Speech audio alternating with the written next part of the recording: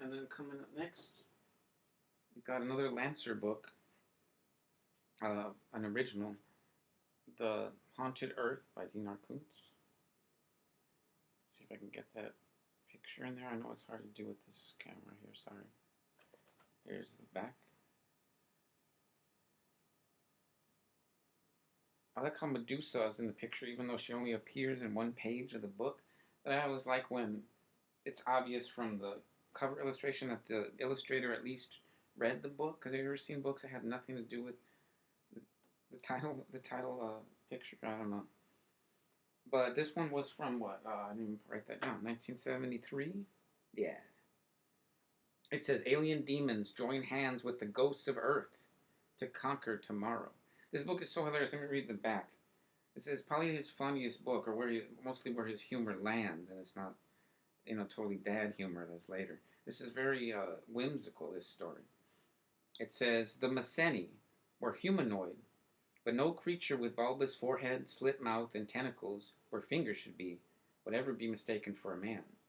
The Mycenae had been on Earth for 10 years, years in which the human race reeled under the shock, not only of meeting an alien intelligence, but of knowing for the first time that Earth did not belong to men alone. For the Mycenae held the secret of contacting the worlds of the supernatural, and now all of the creatures of legend and mythology had been released from their ancient bondage. Not all of them were happy about the new freedom, however. Even a vampire is apt to resent the interference when he's stopped in mid-bite by a precise wording of a decision handed down by the Supreme Court of the United Nations.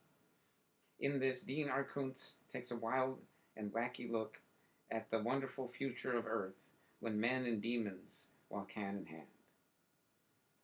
It's just a great mix of genres. It's, when he's really trying to play around with what he's doing. Koontz mixes, horror, not horror, with ghosts and vampires and Medusa and stuff. God appears briefly in a talk show and apologizes for random things. Very strange stuff. Let's see, what is my notes on this?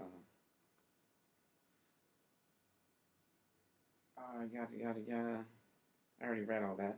In the future, Earth is taken over by aliens who make visible all the forces of supernatural creatures, who now have to all follow laws like other citizens. This means that banshees have to get written permission from children's parents in order to scare them at night, and with specific hours and days allowed. Vampires have to read a legal disclaimer before attacking anyone to avoid arrest. The hero Jesse is a detective whose partner is a talking hellhound. The first of several. Again, a famous Koontz thing first appears here, I think. The dog. This one can talk. His name is Brutus. He's a hound escaped from hell, apparently. It's implied at one point that he might have been the soul of Julius Caesar assassin Brutus, which is kind of random. There's a whole bunch of bestiality, which is weird in this, but it's played off to be funny. It's played for laughs. On page 24, tentacle porn, I think, is invented. Some tentacle stuff happened. I'm like, oh, this is weird. And like I said, there's a threesome with the secretary, Helena, who's the love interest. Again, a very weird, random thing, I don't know. They meet an alien named Mabel, who admits that's not her real name, since her real name would be impronounceable to humans.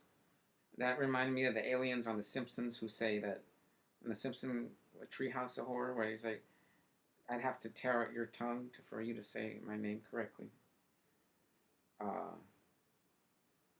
On page 112, there's some really hilarious racism, even though it's it was the 70s, but it's not Koontz being racist, but because stereotypes have to become literally real, somehow the aliens release the potential of the mind of man, so that anything they believe becomes magically real. So everything racist that people think against, the Irish or blacks or Italians, they all suddenly magically become like that. All stereotypes are, because it's what people believe. It's really strange, and it's meant to be hilarious and ironic. This stuff. Let's see here. Eventually, Jesse finds out that the Mycenae, the aliens, the official whose murderer that they are seeking as a detective, this person turns out to have faked his death, and they help the government solve the mystery by finding a new kind of supernatural monster that's gotten loose is what's causing the mayhem in this novel. And since there's a new kind of monster that people are believing in, he becomes real because they believe, and they have to neutralize it. I read this in like 2 days. It was pretty fast read. It's not very long. Another random thing I noticed is it says on page 138, a talking computer's voice is said to be, quote, based on a retired school teacher from Pennsylvania, which made me suspect that Koontz is talking about, like, giving homage to someone in his personal past because he's from Pennsylvania, maybe like a high school teacher.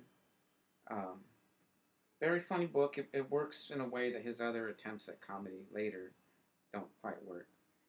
Like Hanging On, which I didn't care too much for, or The Paper Doorway, his comedy attempts. But anyway, coming up next, let me see from here. I got The Long Sleep